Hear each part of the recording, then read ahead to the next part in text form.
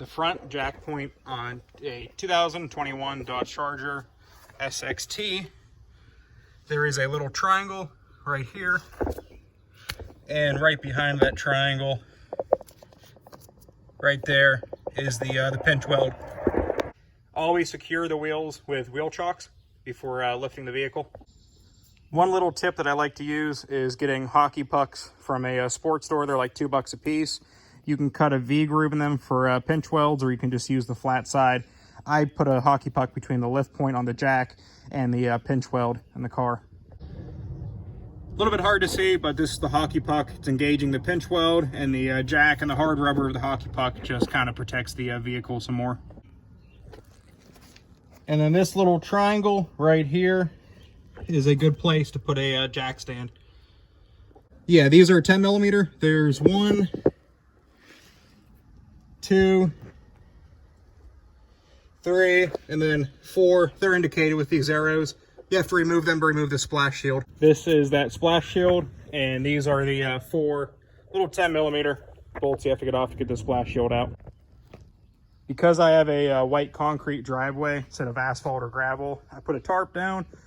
I have this large 20-quart green drain pan with a typical 7-quart black one inside, so there's no oil overflow issues draining into the pan. Okay, underneath the car, this is your engine oil pan, and this is a 13 millimeter engine drain plug, and you want to have your drain pan situated behind it a little bit because it's going to come out a little bit of an arc going that direction.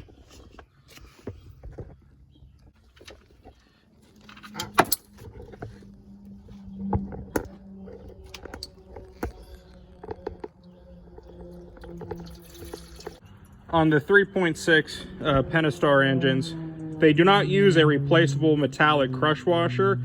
They have these rubber ones built into the drain plug, so there is no crush washer to replace each and every time. It's an integral washer to the actual drain plug. Dodge calls for 20 foot-pounds of torque. For the drain plug, I'm going to use this torque wrench, set it to about 17 foot-pounds, tighten it with the torque wrench, then finish it by hand the last tiny bit. The drain plug was tightened to about 17 foot-pounds. Dodge says to use 20. I did about 17. Then I finish it off the last way by hand with the wrench just to make sure it's snug. And then wipe this with the paper towel to make sure it's dry. Then you want to put the black cover back on, and you're done underneath the car. Next, on the top of the engine, you have to remove the oil filter cap. It's either a 15/16 SAE socket or a 24 millimeter metric. They both fit exactly the same. You can use either 15/16 or 24. They're pretty much exactly the same fit. So you want to remove that. Once it's loosened, you can just spin it out and pull it out. This is the old filter removed. You do have an O-ring, rubber O-ring right here that needs to be removed and replaced each time. So now we will replace this. The previous oil filter we were taking off was a Mopar OEM one. This time we're using the frame Ultra Synthetic XG11665. To remove it, you just grab it and you kind of just pop it out. It takes a little bit of force, but you can just pop it right out of there. So you remove that. Make sure this O-ring up here is still on the filter and not inside of the engine. You want to make sure that's there. And then we're going to have to remove this O-ring that's on here and replace it with the new one. To remove it, I just use a little tiny pick here and just pop it off. Pull it off. You want to remove it and replace it every time. The frame one comes with a nice silicone one instead of a nitrile rubber. That's why it's orange. So you just want to kind of just got to force it over. Roll it on, roll it around, then just roll it down. And there's a little shelf you can see. Let me get it focused here. This little shelf that runs right here, not down here where those little tabs are. This little shelf right here is where you want it to sit. So we're just going to roll it all the way around. Okay, make sure it's down there.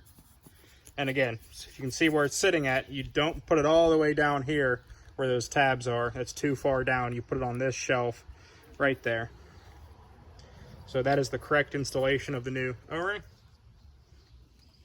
Then the new filter, if you see inside, it's got this little little tab thing there sticking out. you're just going to use that to push this on here, and you'll hear it click in. There it goes, clicks in. Should spin, not so much freely, but it should be able to spin and not come out. That's properly installed. So just double check you still have your silicone O-ring here, and that you have the O-ring up top there as well. One little thing I do is I have a little bottle of oil here. I just add a little bit because these seal off of an O-ring. So all I'm going to do is just add a little bead of oil here along that new O-ring, just so it's nice and lubricated. And same thing on here. I'm just going to kind of go around and just give it a little coating of fresh, clean oil. These do not crank down with a lot of torque. They seal off the O-ring, so you don't need a lot of force. So this just seats back in here, and it just threads in. You do not apply a lot of torque to these. These are known for cracking if you over torque them. They seal off of that O-ring. All you have to do is just put it down finger tight till the O-ring engages and it stops. No more. Don't use a wrench. Don't really crank it down. They really do basically just go hand tight, just a little bit. They seal by the O-ring. Do not over torque these. It's always better to go a little bit loose, and then you can start the engine, make sure it's not leaking. Because if it's a little bit loose, you can always easily tighten it up later very quickly if you need to. But if you over tighten it and you crack it because it isn't all plastic housing, then you just have a big repair job. So it's better to be a little bit on the looser side and have to tighten it up later than it is to over tighten it. So be very careful, but just finger, hand tight, tighten that down. The 3.6 Pentastar V6, this particular one calls for SAE 5W20. Previous oil that was in it was Castrol Edge Extended Performance, the stuff in the gold bottle. This time we're going to try out Mobil One Extended Performance. So we're going to add 6 quarts to the fill spout there, and I just shake the bottles up beforehand a little bit just because some of the additive package can be in suspension, so it's mixed up real nice. So we'll add 6 quarts of 5W20, and we are done.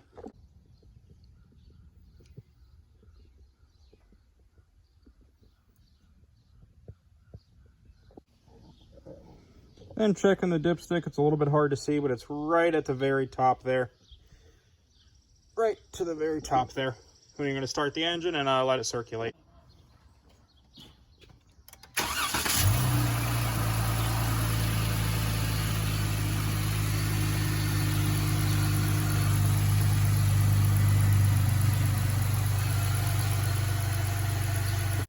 Okay, to reset the oil life indicator here in the speedometer instrument gauge.